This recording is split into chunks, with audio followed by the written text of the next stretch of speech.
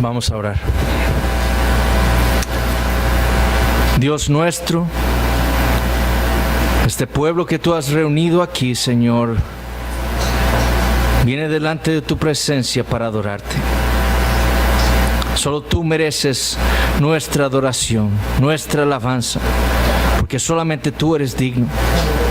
Oh Señor, que en esta mañana tu palabra sea abierta, leída y expuesta de tal manera que nosotros, tu pueblo, podamos entender lo que tú nos has dicho en ella.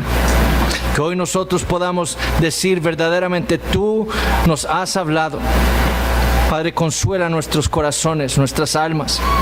Exhorta a tu pueblo. Cámbianos y transfórmanos cada vez más a la imagen del Señor Jesucristo. Que hoy, Señor, tu Espíritu Santo pueda obrar de tal manera en nuestros corazones que podamos entender muchísimo mejor el Evangelio. Y que hoy, Señor, tu Espíritu Santo también obre en los corazones de aquellos que tú has traído hoy en esta mañana y están sin Cristo. Que hoy, expuestos a tu palabra, Señor, tú los convenzas de su condición delante de ti, que los convenzas de su pecado, de su desobediencia, de su rebeldía. Y les muestres, Señor, que su única esperanza está en Jesucristo, el Salvador de pecadores como nosotros. Oh Padre, auxílianos en este momento, te lo pedimos en el nombre de Jesucristo. Amén. ¿Podemos tomar asiento?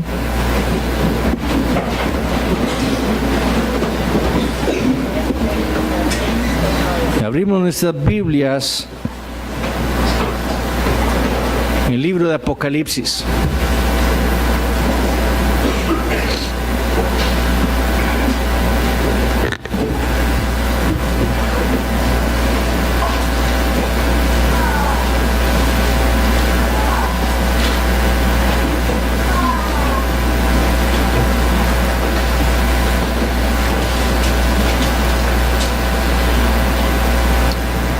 Vamos a estar leyendo los primeros 8 versículos nada más.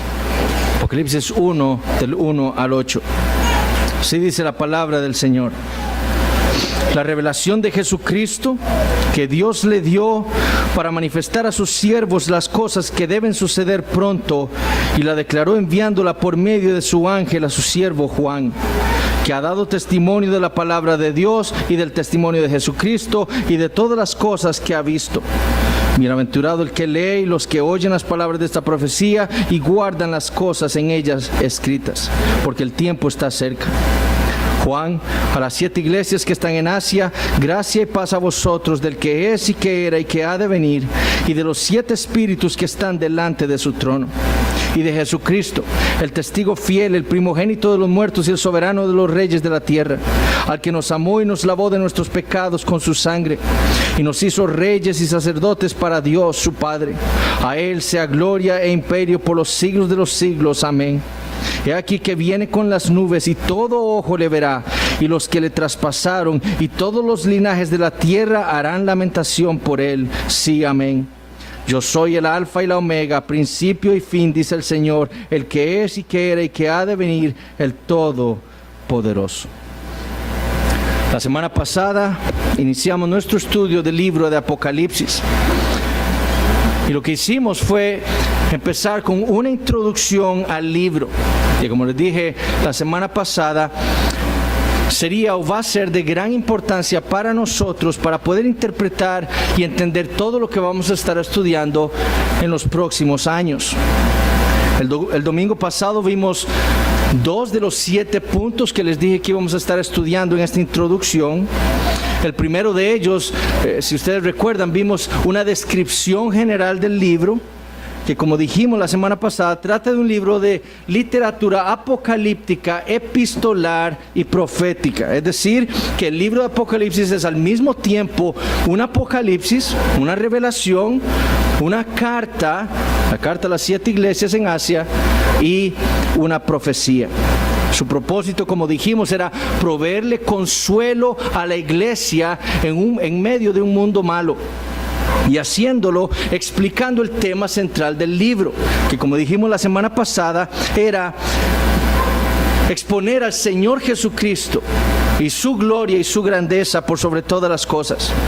El propósito de Apocalipsis es fortalecer los corazones titubeantes de los creyentes, revelándoles que quien está sentado en el trono es el Señor Jesucristo, no el dragón, y que es el Señor Jesucristo el que está controlando toda la historia de la humanidad para que se cumplan sus propósitos. Y sobre todo para manifestar su gloria cuando derrote finalmente a todos sus enemigos y a los enemigos de su pueblo. Es por eso que el libro de Apocalipsis es un libro tan importante para cada uno de nosotros el día de hoy. Charles Hodge, en su introducción a un comentario de otro pastor a finales del siglo XIX, dio 3 cosas que marcaban la importancia del libro de Apocalipsis. Y él dijo lo siguiente: esta porción de la Escritura es una de interés especial y de gran importancia. Primero, porque su contenido son las palabras de Cristo mismo dirigidas a su pueblo para su instrucción, admonición y estímulo. Segundo, porque trata exclusivamente de la persona de Cristo y de la obra que Él está llevando a cabo hoy en el mundo para traer su reino a su consumación final. Y tercero, porque revela el futuro glorioso que le espera a la iglesia. Por eso es tan importante el libro de Apocalipsis para nosotros. El otro punto que vimos la semana pasada fue que el autor no fue otro más que el apóstol Juan. El libro de Apocalipsis es un libro inescapablemente apostólico.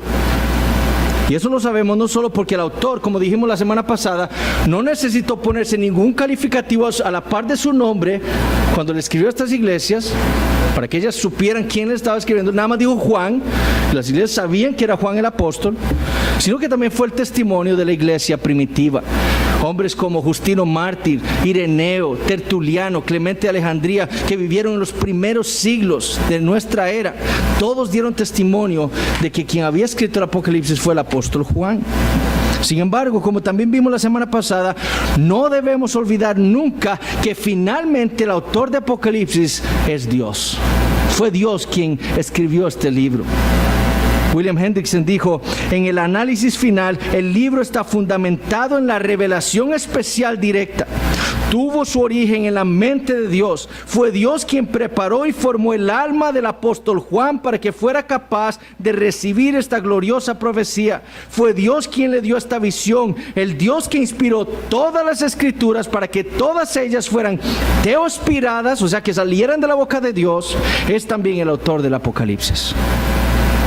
Ahora, Juan lo escribió, o Juan recibió esta revelación, lo más probable, como dijimos también la semana pasada, a finales del siglo I, ya fueran durante o muy cerca del final del emperador Domiciano, a quien Plinio el Joven, quien era un abogado, un magistrado y el gobernador romano de la ciudad de Bitinia, describiera en una de sus cartas en el año 112 de la siguiente manera: como la bestia del infierno sentado en su guarida lamiendo sangre. Así lo describieron los romanos a Domiciano, la bestia del infierno. Y eso nos va a servir para entender mucho de Apocalipsis. Como les dije la semana pasada, entender los argumentos a favor de esta fecha son muy importantes para nosotros poder interpretar el libro de Apocalipsis. Ahora, el día de hoy vamos a ver 2 puntos más de los 7. Obviamente uno piensa que va a poder terminar y cuando escribe el sermón se da cuenta que no le va a dar tiempo. Entonces hoy vamos a ver 2 de los 7 puntos que estábamos viendo en esta introducción. El tercero, entonces, si ustedes ven sus bosquejos, el tercero de esos 7 puntos que vamos a estar estudiando es la dificultad del libro.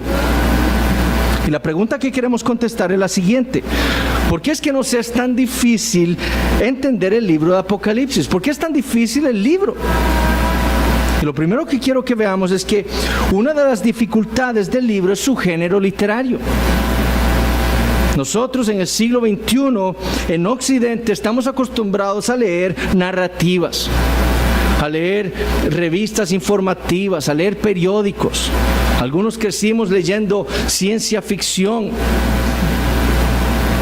Otros, y espero que seamos la mayoría de nosotros, hemos leído obras como El progreso del peregrino de John Bunyan, que es el segundo libro más vendido en la historia de la humanidad, si ustedes sabían, después de la Biblia, que es una alegoría. Muchos hemos leído ese tipo de libros, pero ninguno de nosotros está acostumbrado a leer literatura apocalíptica o profética. A diferencia de los receptores del libro de Apocalipsis, a diferencia de los creyentes en el primer siglo a quienes le fue escrito este libro, ninguno de nosotros ha estado expuesto a este género literario. Escuchen lo que dijo Benjamin Warfield. Él dijo: el Espíritu Santo simplemente adoptó el género apocalíptico, pues era el vehículo literario más popular de la época cuando fue escrito. El Espíritu Santo usó algo que era común en la literatura del tiempo en el que fue escrito. ¿Para qué? ¿Para qué? Para dárselo a la iglesia, a estas 7 iglesias. Es extraño para nosotros, dijo Warfield, no porque sea único o raro, o no porque no sea humano, sino porque las modas en literatura han cambiado tanto en el curso de 18 siglos de tiempo que lo que era natural y lúcido, o sea, y claro, como una forma de expresión, entonces se ha convertido en algo casi incomprensible. Pero el Espíritu Santo no usó, como vamos a ver, no usó algo raro, no usó algo que era común para la gente de ese entonces. Y se nos dificulta entenderlo por la gran cantidad de simbolismos que hay en el libro. William Hendrickson describió el libro de Apocalipsis como una serie de retratos en constante movimiento, en donde uno aparece y se quita y le da campo a otro y otro a otro, etc. ¿Verdad? El libro, por su tipo de género literario, está lleno de símbolos. La mayoría familiares para la audiencia original a la cual escribió Juan. La mayoría de estos símbolos debemos entender que eran familiares para todos estos hermanos en el primer siglo. Tenemos, por ejemplo, colores. Noten lo que describe Juan a partir del versículo 12 del capítulo 1. Y me volví para ver la voz que hablaba conmigo, y vuelto vi 7 candeleros de oro, y en medio de los 7 candeleros a uno semejante al Hijo del Hombre, vestido de una ropa que llegaba hasta los pies y ceñido por el pecho con un cinto de oro. Su cabeza y sus cabellos eran blancos, como blanca lana, como nieve, sus ojos como llama de fuego, y sus pies semejantes al bronce bruñido, refulgente como en un horno, y su voz como estruendo de muchas aguas. Tenemos candeleros de color de oro, tenemos cintos de color de oro, tenemos ojos como llama de fuego, cabellos blancos, pies semejantes al bronce bruñido, color de bronce. También tenemos animales en el libro de Apocalipsis. Tenemos un dragón, tenemos una bestia con 7 cabezas, con 10 cuernos, tenemos caballos. En Apocalipsis capítulo 6 leemos de caballos color blanco, amarillo, rojo y negro. En el capítulo 9 vemos langostas. Al inicio del libro se nos habló de estrellas y candeleros. Ahora, además de los símbolos, el libro de Apocalipsis nos ofrece números. Números que hacen aún más difícil entender el libro para nosotros. 4 de los números más importantes son, por ejemplo, el número 7. En el capítulo 1 lo vemos en 2 ocasiones en el versículo 4, lo vemos una vez más en el versículo 11, una vez más en el versículo 12, luego en el versículo 16, y lo vemos en 7 ocasiones en el versículo 20. El misterio de las 7 estrellas que has visto en mi diestra y de los 7 candeleros de oro. Las 7 estrellas son los 7 ángeles de las 7 iglesias, y los 7 candeleros que has visto son las 7 iglesias. Entonces el número 7 es muy importante en el libro. Hay 7 iglesias, 7 espíritus, 7 candeleros, 7 estrellas, 7 sellos, 7 cuernos, 7 ojos, 7 ángeles, 7 trompetas, 7 truenos, 7 coronas, 7 cabezas, 7 plagas, 7 copas, 7 montes, 7 reyes, 7,000 muertos por el terremoto y 7 bienaventuranzas. 7. El número 7 en numerología es un número de algo que está completo, de algo perfecto. Eso es lo que significa numerología. Algo que no le hace falta nada. En Apocalipsis, el número 7 nos habla de un juicio completo, de una victoria completa, de completa y perfecta alabanza. De eso nos habla el número 7. Por ejemplo, el libro fue escrito, como ya sabemos, a 7 iglesias o a las 7 iglesias en Asia Menor. Pero ustedes sabían que para los tiempos en el que el libro fue escrito, no habían solamente 7 iglesias en Asia Menor. Para los tiempos en el que fue escrito el libro, ya estaba la iglesia en Colosas y más abajito la iglesia en Hierápolis. Pero Jesús le escribió este libro a 7 iglesias. ¿Por qué? Bueno, también debemos saber que estas iglesias a las que le escribe el Señor este libro forman un círculo. Colosas y Hierápolis se salen de ese círculo. El número 7 significa algo que está completo.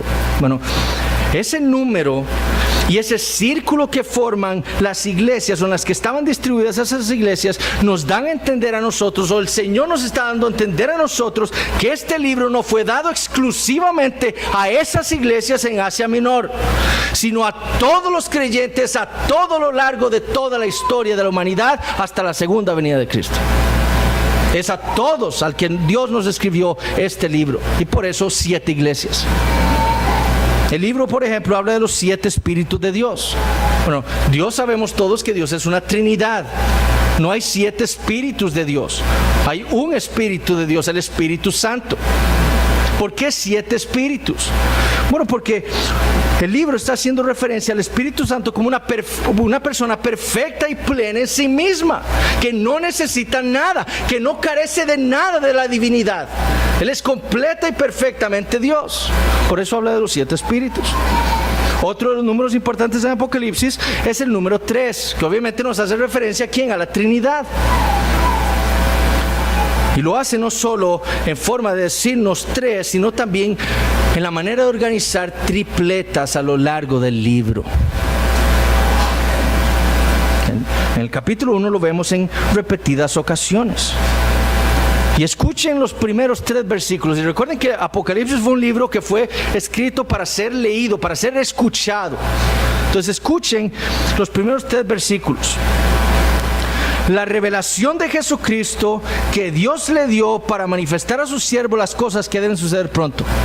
Y la declaró enviándola por medio de su ángel a su siervo Juan, que ha dado testimonio de la palabra de Dios y del testimonio de Jesucristo y de todas las cosas que ha visto. Bienaventurado el que lee, los que oyen las palabras de esta profecía y guardan las cosas en ellas escritas, porque el tiempo está cerca. Ahí 3 tripletas vemos en el versículo 1. Versículo 4. Juan, a las 7 iglesias que están en Asia, gracia y paz a vosotros, del que es y que era y que ha de venir. Versículo 5. Y de Jesucristo, el testigo fiel, el primogénito de los muertos y el soberano de los reyes de la tierra. Una y otra vez escuchamos y leemos ese número 3. Una y otra vez vemos triadas en referencias al Dios el Padre, al Hijo y al Espíritu Santo. Pero también vemos ese número 3 en referencia a la falsa Trinidad. Vemos el dragón, la bestia y el falso profeta. Una falsa Trinidad. Otro número importante es el número 4. En numerología representa la creación de Dios, o también algo que está completo. Tenemos, por ejemplo, los 4 ángulos de la tierra, indicando toda la tierra. Los 4 vientos, igual toda la tierra. 4 ángeles, 4 criaturas vivientes. En Apocalipsis 5:9, y quiero que vayamos a Apocalipsis 5:9.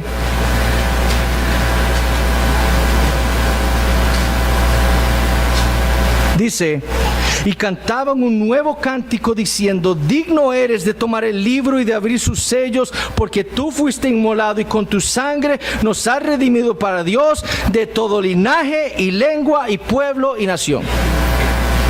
Cuarteto. En el versículo 13 leemos lo siguiente: y a todo lo creado que está en el cielo, sobre la tierra y debajo de la tierra y en el mar, o sea, a todo. Y a todas las cosas que en ellos hay, oí decir al que está sentado en el trono y al Cordero sea la alabanza, la honra, la gloria y el poder por los siglos de los siglos. En Apocalipsis 6:8 leemos: para matar con espada, con hambre, con mortandad y con las fieras de la tierra. En el capítulo 8, versículo 5, y hubo truenos y voces y relámpagos y un terremoto. 4 catástrofes. En Apocalipsis 9:21, y no se arrepintieron de sus homicidios, ni de sus hechicerías, ni de su fornicación, ni de sus hurtos. Apocalipsis 18, 22, un último ejemplo. Y voz de arpistas, de músicos, de flautistas y de trompeteros. Cuartetos. El otro número importante es el número 12. Otro número que en numerología da la idea de algo que está completo. Algo que es perfecto. Leemos de 12 tribus, 12 apóstoles, 24 ancianos, que es 12 más 12. 12 estrellas sobre la cabeza de la mujer en Apocalipsis 12. Eso es algo que salió ahí, pero Apocalipsis 12 no tenía, la Biblia no tenía capítulos ni versículos, ¿verdad? 12 fundaciones de la Nueva Jerusalén. El árbol de la vida que leímos la semana pasada en Apocalipsis 22, ¿cuántos frutos da? 12. Tenemos también los 144,000 sellados, que no es otra cosa que 12 por 12 por 1000. Y que nos da la idea de que del número completo y perfecto de los redimidos de Dios, como vamos a ver más adelante. Entonces esa es la primera dificultad, su simbolismo. La segunda dificultad que nos trae el libro es su uso del Antiguo Testamento. Apocalipsis contiene más referencias al Antiguo Testamento que ningún otro libro, que cualquier otro libro en el Nuevo Testamento. Es más, Apocalipsis en sus 404 versículos contiene más referencias o alusiones al Antiguo Testamento que todos los libros del Nuevo Testamento juntos. Algunos académicos han encontrado hasta más de 500 alusiones al Antiguo Testamento. Y Juan alude prácticamente a todo el Antiguo Testamento, al Pentateuco, al libro de Josué, a Proverbios, Cantar de los Cantares, Job, pero principalmente los Salmos y los profetas. Y de los profetas principalmente a Daniel, que es quizá en quien más se basó esta revelación de Dios a Juan. A Ezequiel, Zacarías y con mucho mayor frecuencia a Isaías también. Por ejemplo, el árbol de la vida de Génesis 2, el que aparece al principio del libro, ¿dónde vuelve a aparecer nuevamente? Al final de Apocalipsis.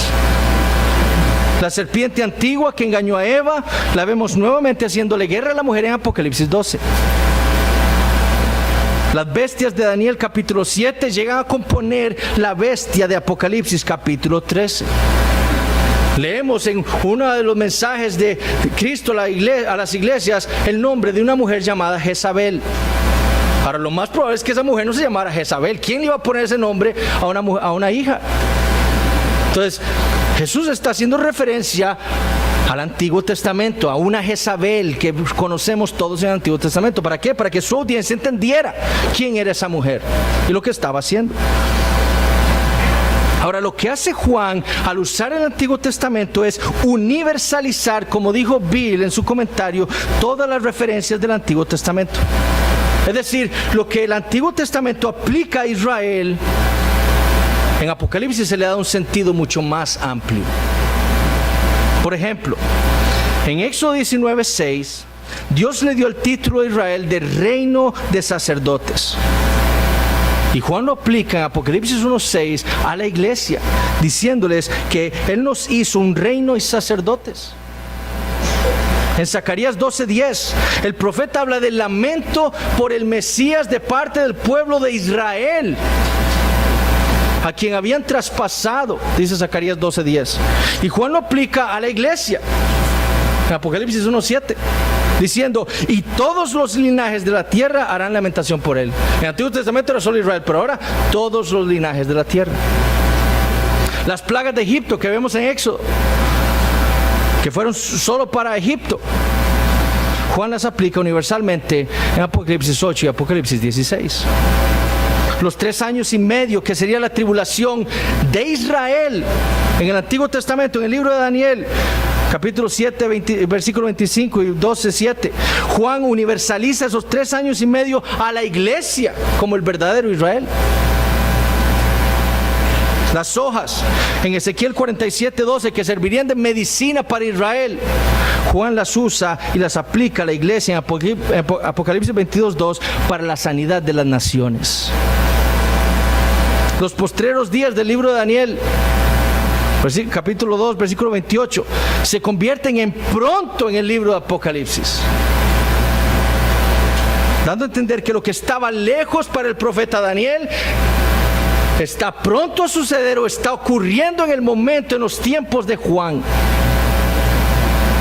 Son 10 días nada más, le dice Jesús a sus iglesias. Son 10 días nada más. 1260 días. Un tiempo y la mitad de un tiempo. Son 42 meses nada más. A Daniel, el Señor le dijo en Daniel 12:4, escuchen lo que le dijo: pero tú, Daniel, cierra las palabras y sella el libro hasta el tiempo del fin.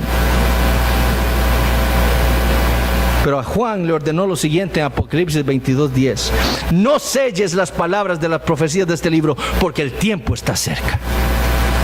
Lo que fue profetizado por Daniel ahora está ocurriendo ya, no lo selles más. Ábrelo para que todos sepan lo que va a suceder. Tiro, la ramera en Ezequiel 26, se transforma en Babilonia en Apocalipsis 17 y 18. Y la Jerusalén física se va a transformar en Apocalipsis en la Jerusalén o en la Nueva Jerusalén en Apocalipsis 21. Ese método de interpretación o de uso del Antiguo Testamento se llama intertextualidad, así es como se conoce en teología. Y esa universalización que hace Juan del Antiguo Testamento lo hace porque el apóstol entiende que el Antiguo Testamento es una profecía que apuntaba al futuro, a eventos que ocurrirían en el Nuevo Testamento en los tiempos de Cristo. Dennis C. Johnson dijo: Dios no corta y pega imágenes del Antiguo Testamento. Él no hace un copy-paste del Antiguo Testamento al Nuevo, sin cambios en la textura de las visiones de Juan. Mientras permanecen reconocibles, ellas son modificadas y recombinadas en nuevas configuraciones. Es decir, Dios no dejó a Juan sin una manera de entender el libro de Apocalipsis. Dios le dio el Antiguo Testamento y de ahí tomó todas las alusiones, todas las referencias del Antiguo Testamento para que Juan pudiera interpretar la visión y para que las iglesias pudieran entender lo que Dios les estaba diciendo. Es por eso que hombres como Bill dijeron: por mucho la clave más importante para entender la visión de Juan es entender el Antiguo Testamento. Sin ver primero el Antiguo Testamento y saber lo que significaba en los tiempos de Juan y luego movernos de ahí hasta el presente, no entenderemos apropiadamente lo que tiene que decir acerca del pasado, presente y futuro. Y esa es la principal razón, yo creo, por la cual el libro de Apocalipsis es tan difícil para nosotros. Porque uno de los pecados más terribles de la iglesia moderna es su desprecio por el Antiguo Testamento. La gran mayoría de cristianos, si es que leen la Biblia regularmente, lo que leen es el Nuevo Testamento. Y si leen el Nuevo Testamento, lo que leen son los evangelios. Pero todo a costa del Antiguo Testamento. Entonces, si nosotros queremos disminuirle la dificultad al libro de Apocalipsis, debemos estar inmersos y conocer muy bien el Antiguo Testamento. Estar familiarizados con él. El cuarto punto de los 7 que vamos a ver es cómo debemos interpretar el libro de Apocalipsis. ¿Cuál es su manera de interpretar el libro? ¿Cuál es la manera correcta? Leon Morris, un académico del Nuevo Testamento, afirma que la dificultad del libro del Apocalipsis es que es un libro que prácticamente permanece cerrado para muchos el día de hoy.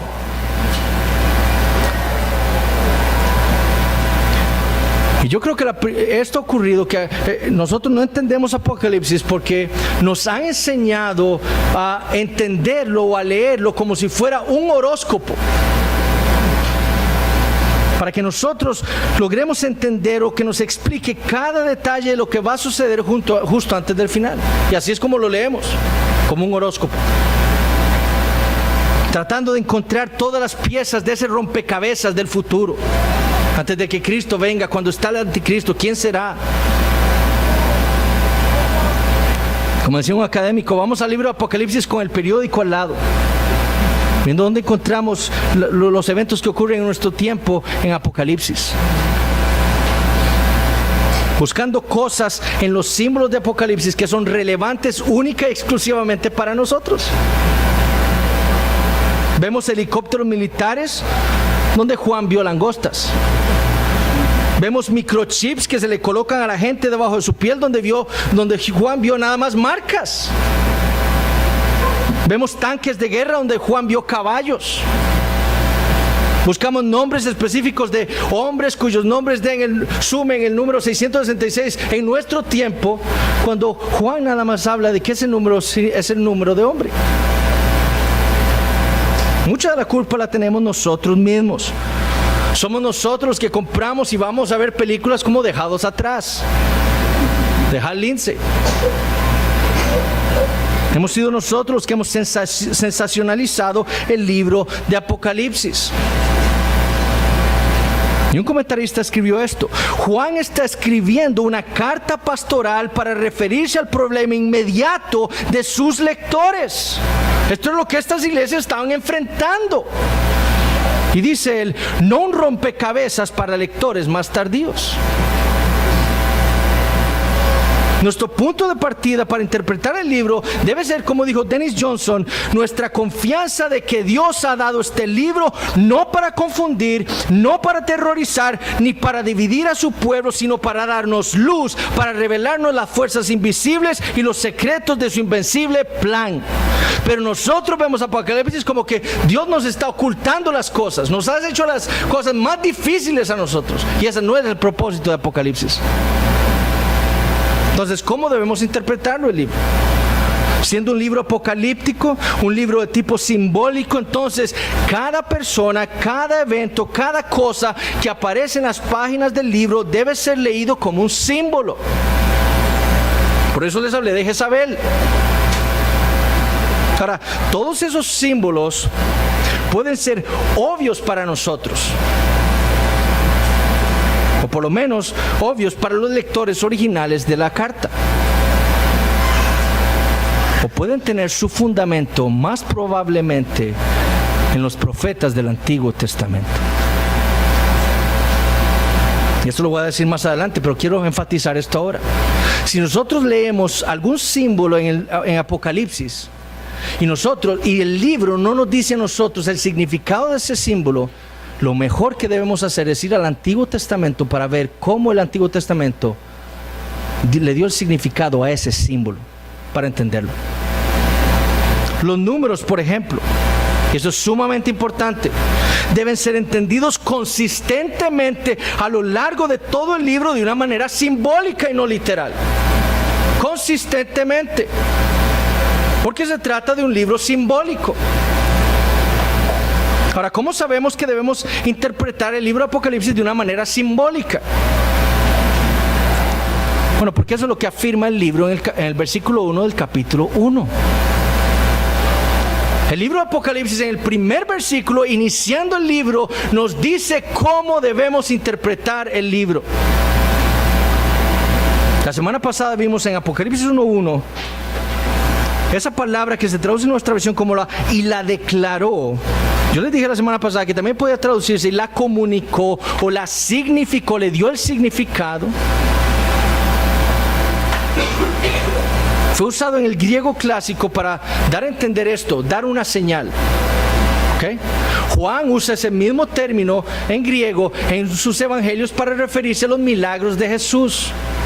Juan nunca le llama milagros a los milagros de Jesús, le llama señales. ¿Por qué? Porque Juan quería decirle a nosotros, los lectores del Evangelio, que esos milagros apuntaban a una realidad espiritual más allá del milagro físico. Por eso son señales.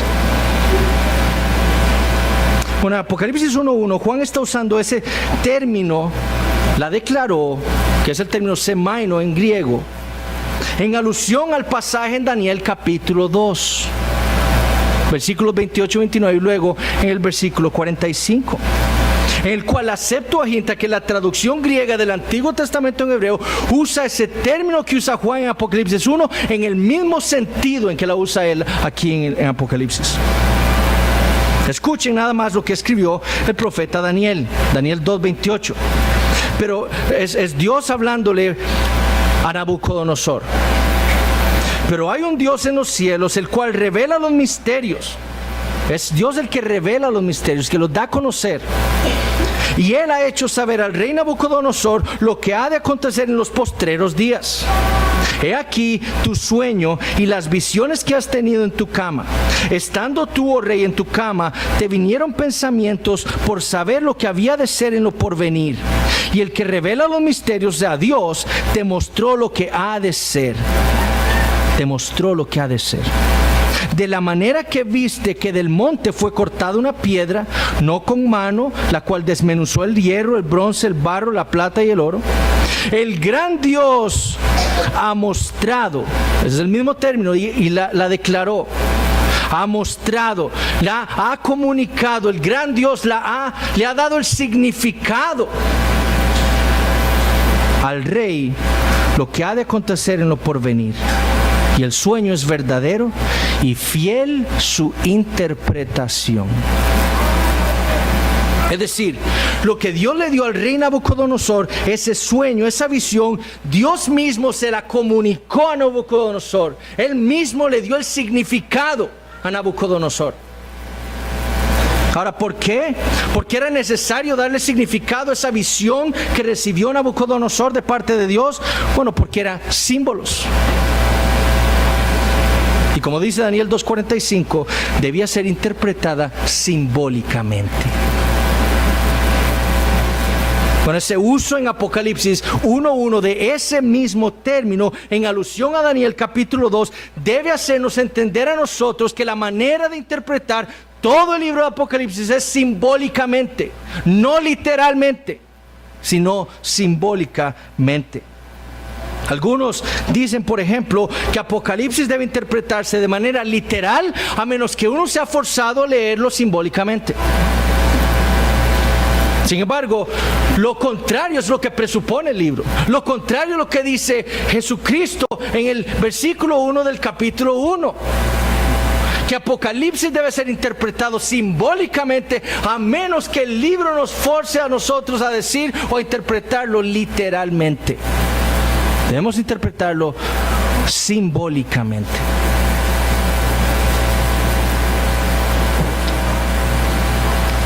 Dijo Bill, entendemos Apocalipsis por lo tanto como una serie de visiones revelatorias que deben ser interpretadas simbólicamente, a menos que haya una fuerte evidencia en el texto. De lo contrario, las visiones, ya sean por ejemplo aquella de la bestia, el falso profeta, los 7 reyes, los 10 cuernos, el ejército de 200 millones, los 24 ancianos o el milenio, deben ser tomadas no literalmente.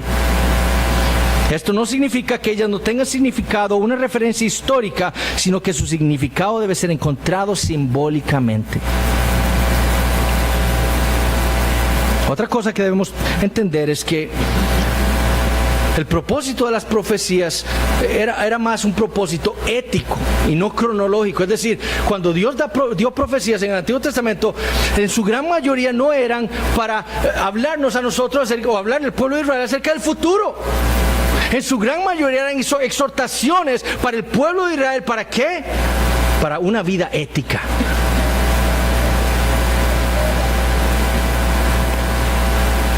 Entonces, teniendo eso en cuenta, quiero darles algunas reglas para interpretar el libro de Apocalipsis. Primero, las profecías en el libro deben ser explicadas de acuerdo a la manera en la que las profecías ya han sido cumplidas. ¿Qué quiero decir con esto? Por ejemplo, nosotros no debemos cometer el error que cometieron los judíos,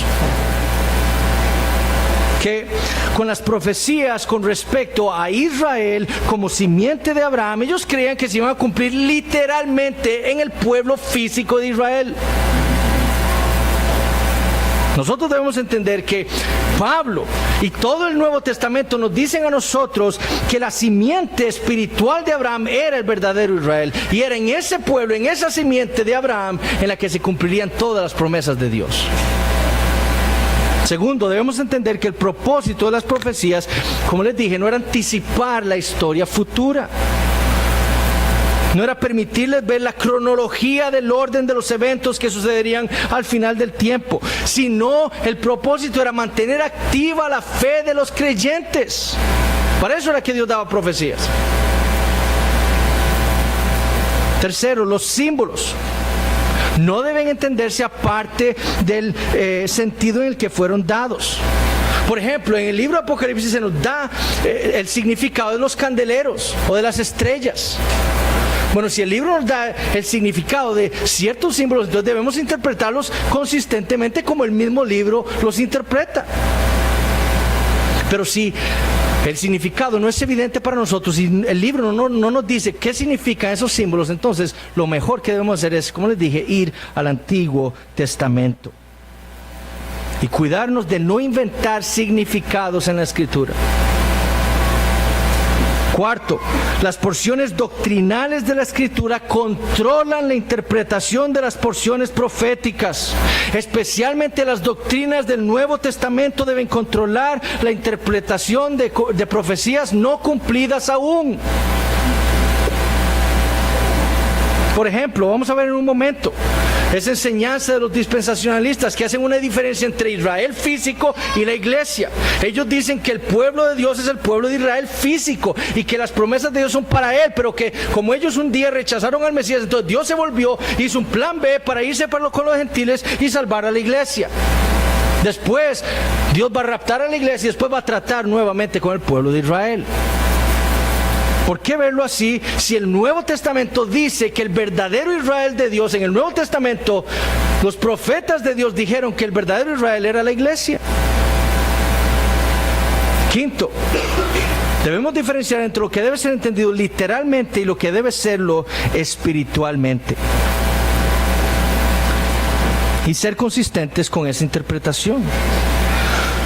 No podemos interpretar simbólicamente los 7 espíritus de Dios e interpretar entonces literalmente los 1000 años de Apocalipsis 20. Eso es inconsistente. ¿Por qué vamos a interpretar 7 espíritus de Dios simbólicamente y 1000 años literalmente? No tiene sentido. Debemos ser consistentes en nuestra interpretación.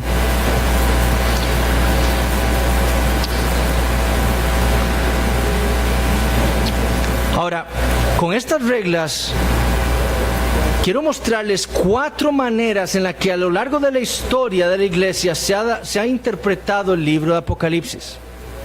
Y la primera de ellas es la manera preterista. Preterista habla de algo que ya ha sucedido, el pasado, ¿ok? Y el argumento de los preteristas es que el libro de Apocalipsis trata acerca del primer siglo, nada más. Argumentan que todas las profecías de Apocalipsis se cumplieron en el primer siglo con la destrucción de Jerusalén en el año 70 después de Cristo. Todos los símbolos se refieren a eventos ocurridos durante ese tiempo. Por eso es tan importante para ellos fechar el libro de Apocalipsis durante el reinado de Nerón y no con Domiciano final, sino hacerlo concordar ¿con qué? Con la destrucción de Jerusalén.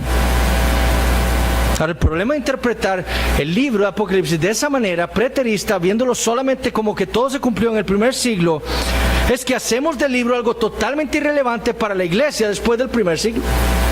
Si ya todo se cumplió, entonces ¿qué relevancia tiene para mí el libro de Apocalipsis? Lo hacemos totalmente irrelevante. La segunda manera de ver o interpretar el libro de Apocalipsis es la manera historicista. En el siglo XII se dio con un teólogo llamado Joaquín de Fiore. Y el argumento de los historicistas es que el libro es como una especie de pronóstico de toda la historia humana hasta la segunda venida de Cristo. Entonces en Apocalipsis Dios nos está pronosticando toda la historia humana, lo que va a suceder, lo que ha sucedido a lo largo de toda la historia humana hasta la segunda venida de Cristo. Es por eso que ellos han identificado al anticristo. Y lo han identificado con el Papa, con Mussolini, con Hitler, ¿verdad? Con Saddam Hussein. Ellos pueden ver y encontrar en el libro de Apocalipsis la invasión del Islam, de los musulmanes, como las langostas que subieron del abismo. Ellos pueden ver la reforma protestante, la revolución francesa en el libro de Apocalipsis.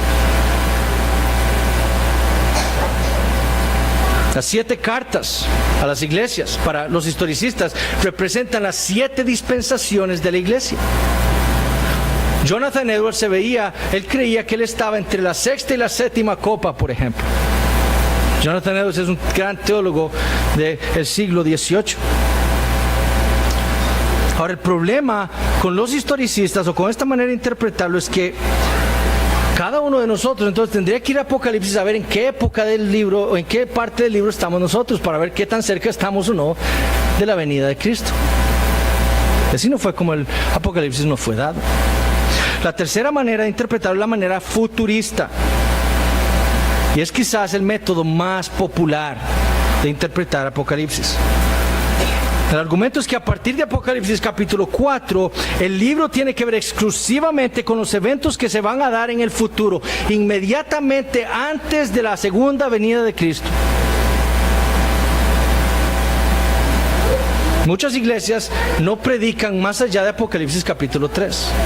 ¿Por qué? Porque ya eso no tiene que ver con nosotros. Tiene que ver con justo antes de la venida de Cristo. Dentro de este grupo de los futuristas tenemos a los dispensacionalistas y a los premilenialistas clásicos. Los dispensacionalistas quizás son los más populares. Y ese método de interpretar se popularizó mucho con la Biblia Scofield, ¿verdad? Scofield era un dispensacionalista y él puso notas en su Biblia. Entonces muchos llegaron a pensar que las notas que Scofield había puesto eran la palabra de Dios. Por eso es que muchas iglesias adoptaron el dispensacionalismo. Los dispensacionalistas argumentan que después de las cartas a las 7 iglesias, todo el libro tiene que ver con el resto de la humanidad. Después de Apocalipsis capítulo 3, la iglesia ya ha sido raptada a los cielos, antes de la gran tribulación. Es por eso que ellos le dan una gran importancia al restablecimiento de la nación física de Israel en el año 1948 allá en Palestina. A partir del capítulo 4 ya la iglesia no está en la tierra. Son los incrédulos y los judíos, o los descendientes físicos de Israel. Una vez que la iglesia ha sido raptada, dicen ellos, inicia una tribulación de 7 años. El reinado del anticristo. Las naciones entonces se unen para luchar contra Israel. Luego entonces Cristo regresa, medio regresa porque no regresa completamente. Lucha contra las naciones, las derrota y entonces establece un reinado por 1000 años literales aquí en la tierra. Satanás al final de esos 1000 años vuelve a reunir a los incrédulos, a sus secuaces para luchar contra Cristo y entonces Cristo los vence finalmente y entonces establece su reino celestial. Ellos han encontrado en Apocalipsis varios anticristos. Han identificado la Segunda Guerra Mundial, el mercado europeo, la guerra del Golfo Pérsico, la supercomputadora en Bélgica que se llama la bestia. Ustedes saben lo que era el Y2K, ese problema que se iba a dar en las computadoras con el cambio del siglo XX al siglo XXI. Todo el mundo estaba aterrorizado, yo estaba aterrorizado. Yo decía, Cristo va a venir en el año 2000 y me va a matar. Bueno, eso lo encuentran los dispensacionalistas. El otro grupo son los premilenialistas clásicos, que ellos no ven esas diferentes dispensaciones como lo ven los dispensacionalistas. Pero lo que caracteriza a ambos grupos, a los futuristas, es su interpretación literal y cronológica de Apocalipsis. Es decir, ellos ven el capítulo 4 como eventos que ocurren antes de lo que se describe en el capítulo 5. Lo que se describe en el 5 ocurre antes del capítulo 6. Lo que se describe en el capítulo 19 ocurre antes del capítulo 20. Y así sucesivamente. Y lo interpretan en su mayoría de manera literal. El problema con esa posición es su inconsistencia. Primero, porque ellos no interpretan los símbolos consistentemente. Los 7 espíritus de Dios, John MacArthur, un dispensacionalista, no lo interpreta literalmente porque él sabe que Dios es trino. Pero los 1000 años de Apocalipsis 20 sí los interpreta literalmente. Inconsistencias. Los 144,000 sellados de las tribus de Israel que dice Apocalipsis en el libro son interpretados por MacArthur como 12,000 sellados de cada una de las tribus de Israel físico. Entonces él dice que esos 144,000 judíos que serán sellados serán misioneros en la tierra. ¿Para qué? Para los judíos y los gentiles durante la tribulación. ¿Por qué entender los 144,000 literalmente? y 7 espíritus de Dios simbólicamente. Después, interpretan Israel como el Israel físico y no como lo entiende el Nuevo Testamento. La iglesia es el Israel verdadero, el Israel espiritual. Ahora, si ustedes leen Apocalipsis 19 y como ellos dicen que debe ser interpretado literal y cronológicamente antes que lo que ocurre en Apocalipsis 20, entonces, ¿cómo puede ser posible que existan personas aún en Apocalipsis 20 que puedan ser engañados por Satanás? Si en Apocalipsis 19 viene el Señor Jesucristo montado en un caballo a matar a todos sus enemigos, no queda ni uno vivo. ¿Cómo queda alguien que vaya a ser engañado por Satanás en Apocalipsis capítulo 20? No puede ser interpretado entonces cronológicamente tampoco. Y además, los dispensacionalistas premilenialistas hacen del libro de Apocalipsis irrelevante para la audiencia original. La cuarta manera de interpretar Apocalipsis es la manera idealista. En esa posición se interpreta el libro simbólicamente y se interpreta como una serie de principios que contrastan la victoria de Cristo y su iglesia con la derrota de Satanás y sus secuaces. No ven el Apocalipsis como una historia de eventos cronológicamente que van ocurriendo desde el pasado hasta la segunda venida de Cristo, porque no entienden el libro literalmente, sino de una manera simbólica. Cada símbolo no se relaciona a eventos históricos específicos, sino a verdades espirituales que están sucediendo a lo largo de toda la historia de la humanidad hasta la segunda venida de Cristo. Los sellos, trompetas, dice Osborne, describen los juicios de Dios sobre los pecadores en todos los tiempos. La bestia se refiere a todos los imperios y gobernantes anticristianos en la historia. Por lo tanto, el libro describe la victoria de Cristo y su pueblo a lo largo de la historia. El representante más antiguo de la manera de interpretación idealista es Agustín de Hipona. Los reformadores fueron en su gran mayoría idealistas a la hora de interpretar el libro de Apocalipsis. Muchos de ellos llamaron al Papa el anticristo, pero no como lo hacen los historicistas o los futuristas que identifican a una persona específica, a un papa específico y dicen, él es el anticristo. No, los reformadores llamaron al oficio del papado el anticristo, porque en su momento de la historia era el anticristo sobre la tierra. ¿Qué otra persona, qué otro hombre puede darse a sí mismo los nombres de Dios Trino? El Santo Padre, el Sumo Pontífice, el Sumo Sacerdote y el Vicario de Cristo. Solo hay un Santo Padre y es Dios el Padre. Solo hay un Sumo Sacerdote de la Iglesia y es Jesucristo. Y solo hay un Vicario de Cristo que es el Espíritu Santo. Es por eso que yo estoy totalmente de acuerdo con lo que dice nuestra confesión. Porque nuestra confesión, nuestros antepasados, como los reformadores, no identificaron un papa específico, sino al oficio del papado como el anticristo. Y en nuestros tiempos el anticristo es el papa.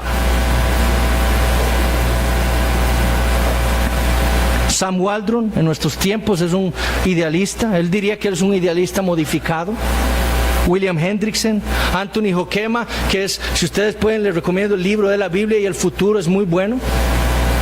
Y la relevancia de interpretar el libro de esa manera es que hace del libro de Apocalipsis relevante para todos los cristianos en todas las épocas de la historia de la humanidad hasta la segunda venida de Cristo.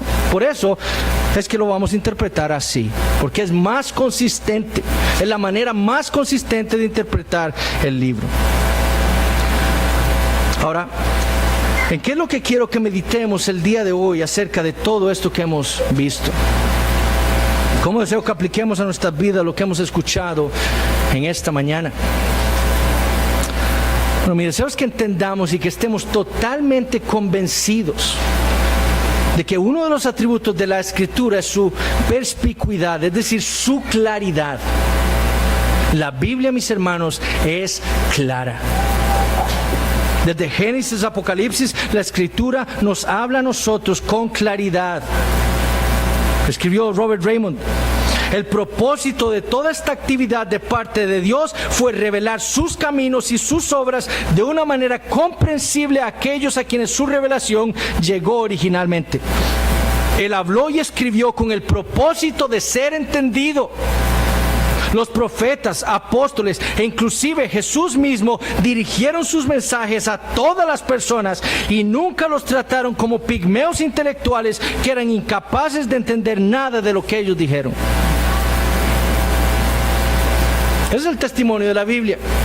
Cuando Dios le dijo a Israel en Deuteronomio capítulo 6, oye Israel, Jehová nuestro Dios, Jehová uno es, y amarás a Jehová tu Dios de todo tu corazón y de toda tu alma y con todas tus fuerzas, y estas palabras que yo te mando hoy estarán sobre tu corazón y las repetirás a tus hijos y hablarás de ellas estando en tu casa.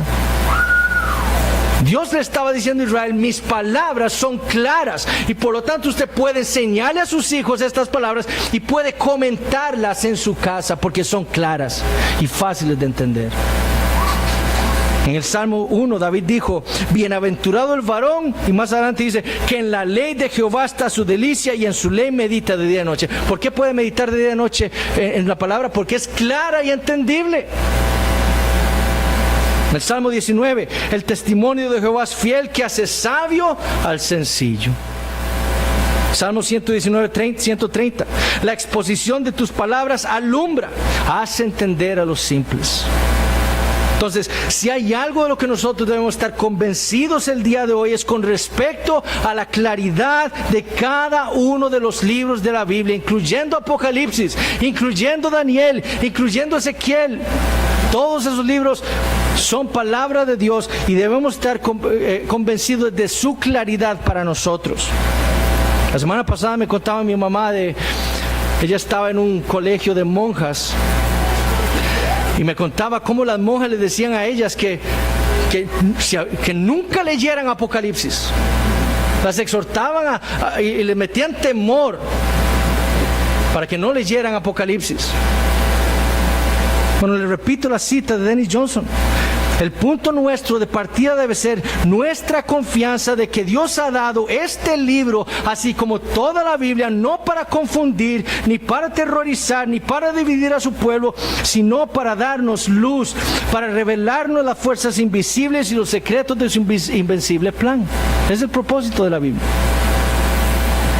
Cada uno de los libros de la Biblia nos fueron dados con ese propósito. Ahora, ciertamente a pesar de su claridad, no todo en la Biblia es fácil de entender. Hay cosas difíciles, como vimos la semana pasada. Pedro habló de ciertas cosas que Pablo escribió que eran difíciles de entender.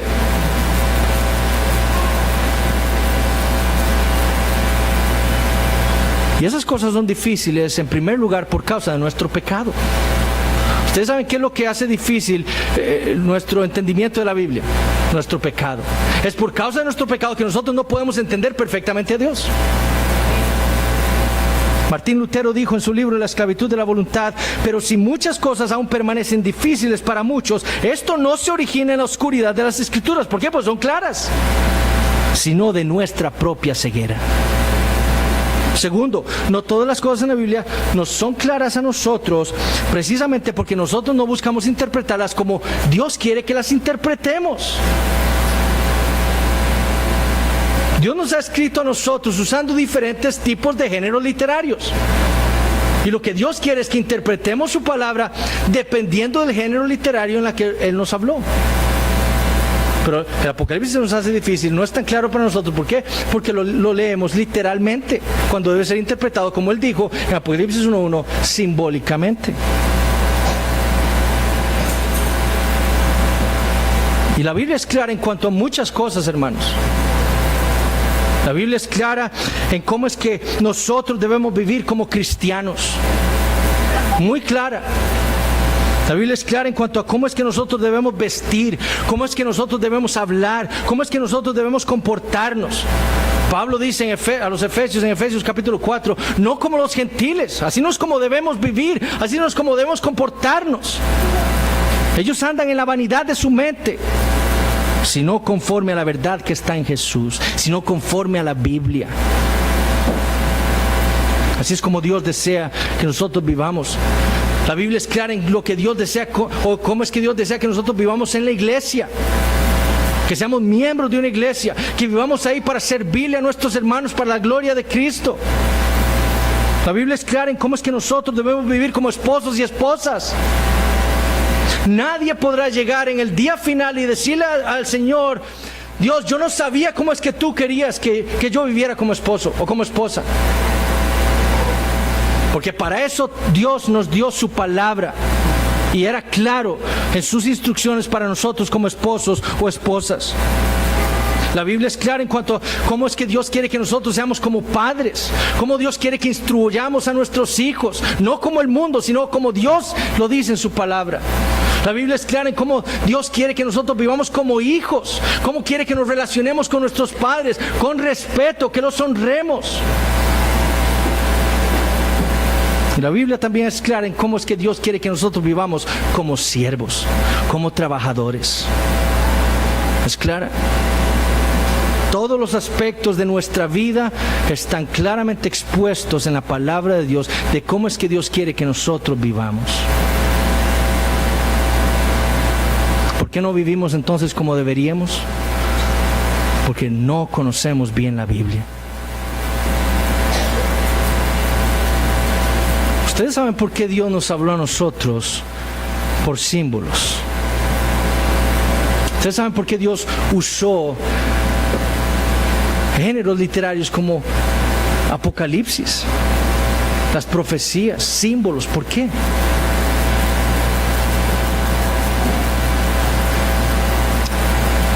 Por la misma razón que el Señor Jesús le habló a las multitudes con parábolas.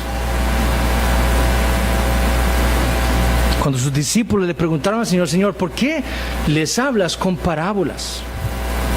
Escuchen lo que el Señor le dice a sus discípulos en Mateo capítulo 13. Porque a vosotros, ustedes, mis discípulos, os es dado saber los misterios del reino de los cielos, mas a ellos no les es dado. Porque a cualquiera que tiene se le dará y tendrá más, pero al que no tiene, aun lo que tiene le será quitado. Por eso les hablo por parábolas.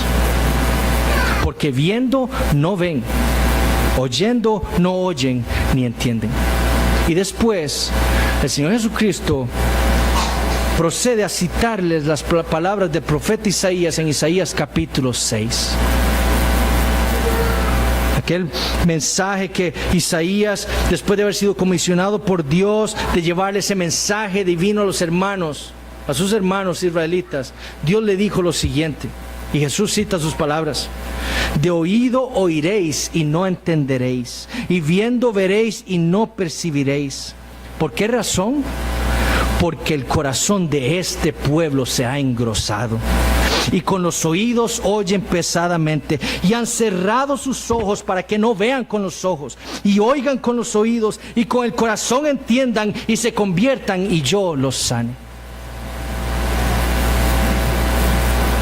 Y después Jesús se vuelve a sus discípulos y les dice: pero bienaventurados vuestros ojos, porque ven, y vuestros oídos, porque oyen. El Señor Jesús usó las parábolas para captar la atención de los creyentes, que de otra manera quizás no hubieran prestado atención a lo que Él estaba diciéndoles. Pero también las usó para mostrar el duro corazón de los incrédulos, el duro corazón de aquellas personas que rechazan la palabra de Dios. Para eso usó las parábolas, para manifestar, hacer manifiesto la dureza del corazón de los hombres. El libro de Apocalipsis tiene el mismo propósito. Además, noten que al final de cada mensaje a las iglesias, ¿qué es lo que le dice el Señor? El que tiene oído, oiga lo que el Espíritu le dice a las iglesias. El que tiene oído. Esto es para los creyentes. Las mismas palabras que citó Isaías y las mismas palabras que citó el Señor Jesucristo. Todos estos símbolos en Apocalipsis funcionan por el poder del Espíritu Santo para abrir los ojos de los creyentes, para fortalecer su fe y atraer a todos aquellos que desean seguir al Señor Jesucristo. Pero a los rebeldes, a los que se rehúsan a seguir al Señor Jesucristo, a los que desean persistir en su rebeldía, en su desobediencia, a los que desean persistir amando el pecado, haciéndole guerra al Rey de Reyes, al Señor de Señores, todos esos símbolos, por el contrario, servirán para mostrar la verdad de su corazón, su rebeldía, su dureza, y esas personas se irán y rechazarán la palabra de Dios.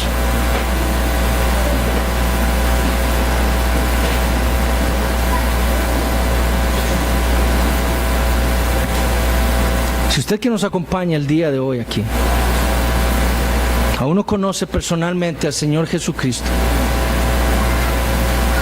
yo quiero que usted sepa que la Biblia habla claramente acerca de lo que Dios le ha ordenado a usted hacer.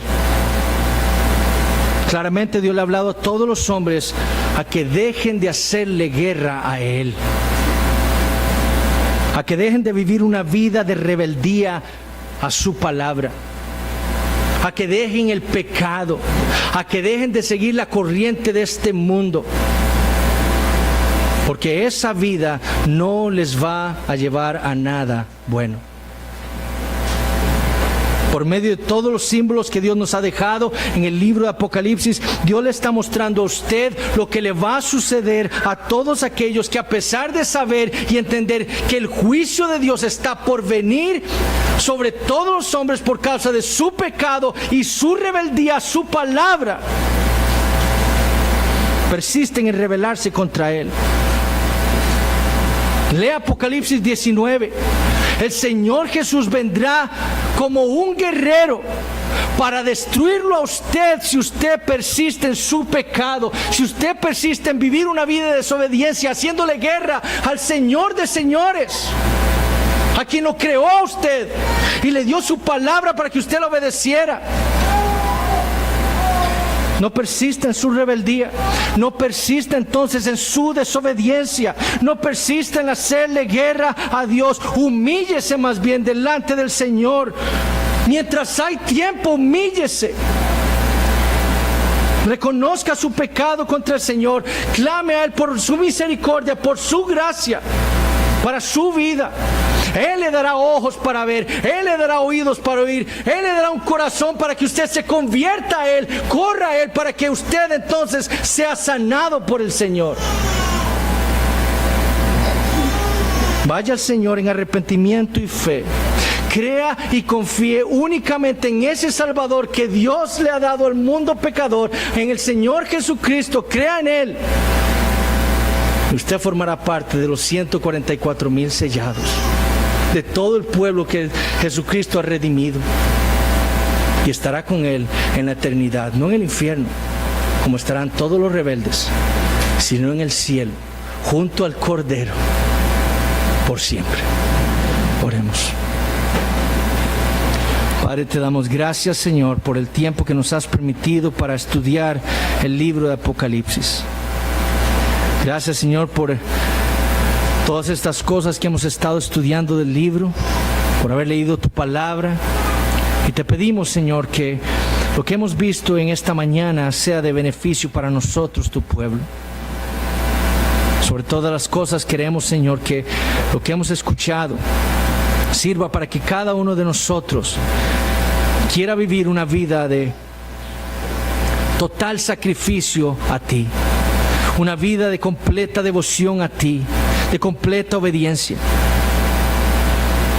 Oh Padre, auxilia a tu pueblo y ayúdanos, Señor. Fortalécenos en la fe. Te pedimos por aquellos, Señor, que están aquí, que nosotros, sin conocer los corazones de los hombres, porque solamente tú los puedes conocer, tú sabes quiénes han estado aquí, a quienes has traído hoy tú en esta mañana, y que están aún viviendo una vida de rebeldía, una vida de desobediencia, quizás en pecados ocultos, viviendo una vida en la iglesia y otra vida fuera de ella. Oh Padre Santo, convéncelos de que contigo no se juega, de que tú eres el Dios que todo lo ve, que examina los corazones de todos nosotros, y que tú un día vendrás para hacer juicio sobre todos los rebeldes. Y entonces, Señor, llévalos a los pies de Cristo en arrepentimiento y en fe, y que ellos puedan clamar por la salvación que solamente tú puedes dar, y que tú los salves. Te pedimos por los niños y los adultos aquí. Tú eres capaz de salvar hasta el niño más pequeño aquí. Que tu palabra, Señor, aplicada por tu Espíritu Santo, transforme vidas el día de hoy. Gracias, Señor, te damos por todo lo que hemos escuchado. Bendice ahora lo que seguimos haciendo como iglesia para la honra de tu nombre. Amén.